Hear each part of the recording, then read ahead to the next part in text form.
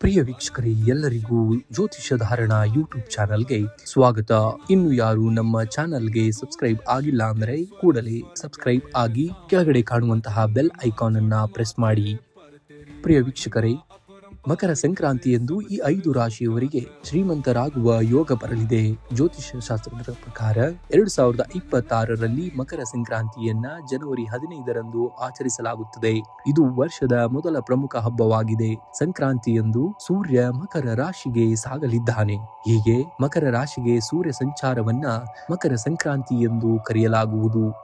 ಈ ದಿನ ಜ್ಯೋತಿಷ್ಯದಲ್ಲೂ ತುಂಬಾ ವಿಶೇಷವಾಗಿದೆ. ಯಾಕೆಂದರೆ ಮಕರ ರಾಶಿಗೆ ಸೂರ್ಯ ಪ್ರವೇಶ ಮಾಡಿದಾಗ ಅದಾಗಲೇ ಶುಕ್ರ ಮಕರ ರಾಶಿಯಲ್ಲಿ ಸಾಗುತ್ತಿರುತ್ತಾನೆ. ಹೀಗಾಗಿ ಇದೊಂದು ವಿಶೇಷ ಹಾಗೂ ಅಪರೂಪದ ಘಟನೆಯಾಗಿದೆ. ಇದರಿಂದಾಗಿ ಶುಕ್ರಾದ್ಯತ್ಯ ಯೋಗ, ಇದಲ್ಲದೆ ಈ ದಿನ ಧನುರ್ ರಾಶಿಯಲ್ಲಿ ಮಂಗಳ ಹಾಗೂ ಬುಧನ ಸಂಯೋಗದಿಂದಾಗಿ ಬುಧಾದಿತ್ಯ ಯೋಗ ಜೊತೆಗೆ ವೃದ್ಧಿ ಯೋಗ, ರವಿ ಯೋಗವು ಈ ದಿನ ರೂಪುಗೊಳ್ಳುವುದು. ವಿಶೇಷವಾಗಿ ಗುರು ಹಾಗೂ ಚಂದ್ರನ ಸ್ಥಾನದಿಂದಾಗಿ ಗಜಕೇಶರಿ ಯೋಗ ಕೂಡ ಇಂದು ಸೃಷ್ಟಿಯಾಗಲಿದೆ. ಈ ಎಲ್ಲ ಯೋಗಗಳಿಂದಾಗಿ ಕೆಲ ರಾಶಿಯವರ ಅದೃಷ್ಟ ಕುಲಾಯಿಸಲಿದೆ. ಈ ಯೋಗಗಳಿಂದ ಸಂಪತ್ತು, ವೃತ್ತಿ, ಪ್ರಗತಿ, ಸಮೃದ್ಧಿ, ಐಷಾರಾಮಿ ಜೀವನ ಪ್ರಾಪ್ತಿಯಾಗುವುದು.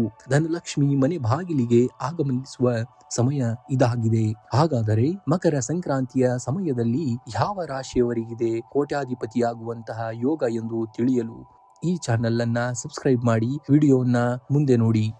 ಮೊದಲನೆಯದಾಗಿ ಮೇಷರಾಶಿ. ಮಕರ ಸಂಕ್ರಾಂತಿಯ ಅವಧಿಯು ಮೇಷರಾಶಿಯವರಿಗೆ ಅತ್ಯಂತ ಶುಭದಾಯಕವಾಗಿದೆ. ಈ ಸಂಕ್ರಾಂತಿ ನಿಮ್ಮ ಭವಿಷ್ಯದ ಭಾಗ್ಯದ ಬಾಗಿಲನ್ನ ತೆರೆಯುವುದು. ಹಳೆಯ ಸಾಲಗಳಿಂದ ಮುಕ್ತಿ ದೊರೆಯಲಿದ್ದು ಧನಾಗಮನದ ಹೊಸ ದಾರಿಗಳು ತೆರೆಯಲಿಕೊಳ್ಳಿವೆ.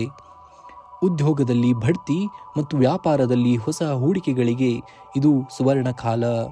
ಗುರುಗ್ರಹದ ಆಶೀರ್ವಾದದೊಂದಿಗೆ ಹೊಸ ಉದ್ಯೋಗ ಅಥವಾ ವ್ಯಾಪಾರ ಆರಂಭಿಸಲು ಉತ್ತಮ ಸಮಯ. ಉದ್ಯೋಗದಲ್ಲಿ ನಿಮ್ಮ ಸಂಬಳ ಹೆಚ್ಚಳದ ಸಾಧ್ಯತೆ ಇದೆ. ಹಳೆಯ ಹೂಡಿಕೆಗಳಿಂದ ಅಥವಾ ಷೇರು ಮಾರುಕಟ್ಟೆಯಿಂದ ಹಠಾತ್ ಧನಲಾಭವಾಗುವಂತಹ ಯೋಗವೂ ಇದೆ. ಮಂಗಳವಾರ ಹನುಮಾನ್ ಚಾಲಿಸಾ ಪಠಿಸುವುದು ನಿಮಗೆ ಶುಭದಾಯಕ. ನೇಯದಾಗಿ ಮಕರ ರಾಶಿ. ಸೂರ್ಯನು ಮಕರ ರಾಶಿಗೆ ಪ್ರವೇಶಿಸುವುದರಿಂದ ಈ ರಾಶಿಯವರಿಗೆ ರಾಜಯೋಗ ಆರಂಭವಾಗುವುದು. ಆರ್ಥಿಕ ಸ್ಥಿತಿ ಗಣನೀಯವಾಗಿ ಸುಧಾರಿಸಲಿದೆ. ದೀರ್ಘಕಾಲದ ಆಸೆಗಳು ಈ ಸಮಯದಲ್ಲಿ ಈಡೇರಲಿವೆ. ಸ್ವಂತ ಉದ್ಯಮ ಹೊಂದಿರುವವರಿಗೆ ದೊಡ್ಡ ಮಟ್ಟದ ಹೊಸ ಒಪ್ಪಂದಗಳು ಸಿಗಲಿವೆ. ಸಂಕ್ರಾಂತಿ ಸಮಯದಲ್ಲಿ ಕನ್ಯಾ ರಾಶಿಯವರಿಗೆ ವೃತ್ತಿ ಜೀವನದಲ್ಲಿ ದೊಡ್ಡ ಯಶಸ್ಸು ಕಾದಿದೆ. ಕೆಲಸದ ಸ್ಥಳದಲ್ಲಿ ಗೌರವ ಮತ್ತು ಪ್ರತಿಷ್ಠೆ ಹೆಚ್ಚಾಗುವುದು. ವಿದೇಶ ಪ್ರಯಾಣದ ಅವಕಾಶಗಳು ಒದಗಿ ಬರಲಿದೆ. ವಿದ್ಯಾರ್ಥಿಗಳಿಗೆ ಏಕಾಗ್ರತೆ ಹೆಚ್ಚಾಗಿ ಸ್ಪರ್ಧಾತ್ಮಕ ಪರೀಕ್ಷೆಗಳಲ್ಲಿ ಉತ್ತಮ ಫಲಿತಾಂಶ ಪಡೆಯುವರು. ಈ ಸಮಯದಲ್ಲಿ ಕೈಗೊಳ್ಳುವ ಎಲ್ಲ ಹಣಕಾಸಿನ ನಿರ್ಧಾರಗಳು ಹೆಚ್ಚು ಫಲಪ್ರದವಾಗಲಿದೆ. ಮೂರನೆಯದಾಗಿ ಮೀನರಾಶಿ. ಮೀನರಾಶಿಯವರಿಗೆ ಶನಿ ಗ್ರಹ ಅಪಾರ ಸಂಪತ್ತು ಮತ್ತು ಸೌಭಾಗ್ಯವನ್ನ ತರಲಿದೆ. ಹೂಡಿಕೆಯಿಂದ ಲಾಭ ಪಡೆಯುವಿರಿ. ಆರ್ಥಿಕ ಬಿಕ್ಕಟ್ಟುಗಳು ಬಗೆಹರಿದು ನೆಮ್ಮದಿಯ ಜೀವನ ನಡೆಸಲು ಸಾಧ್ಯವಾಗುವುದು. ಮನೆಯಲ್ಲಿ ಶುಭ ಕಾರ್ಯಗಳು ನಡೆಯುವುದರಿಂದ ಸಂತೋಷದ ವಾತಾವರಣ ಹರಡಲಿದೆ. ಅಲ್ಲದೆ ಎಲ್ಲಾ ಕಾರ್ಯಗಳಲ್ಲಿ ಕುಟುಂಬದ ಬೆಂಬಲ ಸಿಗುವುದರಿಂದ ಆರ್ಥಿಕ ಅಭಿವೃದ್ಧಿಯನ್ನ ನೀವು ಕಾಣುವಿರಿ. ಜೊತೆಗೆ ಶನಿದೇವನ ಕೃಪೆಯಿಂದ ಜೀವನದಲ್ಲಿ ಸ್ಪಷ್ಟತೆ ಮತ್ತು ಶಿಸ್ತು ಮೂಡಲಿದ್ದು ಅಪೂರ್ಣಗೊಂಡಿದ್ದ ಕೆಲಸಗಳು ಸುಲಭವಾಗಿ ಪೂರ್ಣಗೊಳ್ಳುತ್ತವೆ. ಅಷ್ಟೇ ಅಲ್ಲದೆ ಪ್ರಭಾವಿ ವ್ಯಕ್ತಿಗಳ ಪರಿಚಯದಿಂದ ಭವಿಷ್ಯದ ದಾರಿ ಸುಗಮವಾಗುವುದು. ಯಾವುದೇ ಕೆಲಸವನ್ನ ಧೈರ್ಯವಾಗಿ ಮಾಡುತ್ತಾ ಮುನ್ನಡೆಯುವಿರಿ. ನಾಲ್ಕನೆಯದಾಗಿ ವೃಶ್ಚಿಕ ರಾಶಿ. ವೃಶ್ಚಿಕ ರಾಶಿಯವರಿಗೆ ಈ ಸಂಕ್ರಾಂತಿಯಂದು ಶುಕ್ರ ಬುಧ ಸಂಯೋಗದ ಶುಭ ಫಲ ಸಿಗುವುದು. ಈ ಸಮಯದಲ್ಲಿ ನಿಮ್ಮ ಆದಾಯ ಹೆಚ್ಚಾಗಲಿವೆ. ಸಾಲವಾಗಿ ನೀಡಿದ್ದ ಹಣ ನಿಮ್ಮ ಕೈ ಸೇರುವ ಸಾಧ್ಯತೆ ಉಂಟು. ಕಠಿಣ ಪರಿಶ್ರಮಕ್ಕೆ ತಕ್ಕ ಪ್ರತಿಫಲ ಸಿಗಲಿದ್ದು ವಿದೇಶಿ ಮೂಲಗಳಿಂದ ಹಣ ಬರುವ ಯೋಗವೂ ಇದೆ. ಈ ಸಮಯ ನಿಮಗೆ ಯಶಸ್ಸಿನ ಅವಧಿ ಎನ್ನಬಹುದಾಗಿದೆ. ಗುರುವಿನ ಕೃಪೆಯಿಂದಾಗಿ ಶ್ರಮಕ್ಕೆ ತಕ್ಕ ಪ್ರತಿಫಲ ದೊರೆಯಲಿದೆ. ಪಾಲುದಾರಿಕೆ ವ್ಯವಹಾರದಲ್ಲಿ ಲಾಭ ಸಿಗುವುದು. ಹೊಸ ಯೋಜನೆಗಳು ಯಾವುದೇ ಅಡೆತಡೆ ಇಲ್ಲದೆ ಪೂರ್ಣಗೊಳ್ಳುತ್ತವೆ.